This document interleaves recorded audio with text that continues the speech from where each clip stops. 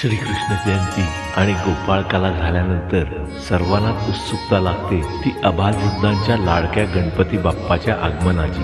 खरे पाहता श्रावण सुरू झाला की गणपतीची लगबग सुरू होते, परंतु श्रीकृष्ण जन्माष्टमीनंतर या तयारीला अधिक वेग येतो. गणपती बाप्पाच्या केवळ नामस्मरणाने सकारात्मकता येते, एका चैतन्यमय ऊर्जेचा संचार होतो. भाद्रपद महिना म्हटला की केवळ आणि केवळ आठवतो तो गणेशोत्सव.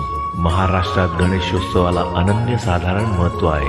बुद्धीची देवता, विघ्नहर्ता, सुखकर्ता, 14 विद्या आणि 64 कलांचा अधिपती असलेल्या गणेशाचे पूजन या महिन्यात केले जाते. महाराष्ट्रासह अनेक ठिकाणी घराघरात पार्थिव गणेशाची स्थापना केली जाते. गणपती हा समरांगणात अग्रस्थानी लढणारा, आनंदाच्या प्रसंगी मनसोक्त नाचणारा, गोडधोड आवडीने खाणारा, शिक्षणाची आवड आणि आस्था बाळगणारा असा समाजाच्या सर्व थरांना सर्वांना आदर्श वाटणारा असा देव आहे. 27 ऑगस्ट 2025 पासून गणेशोत्सव सुरू होणार आहे.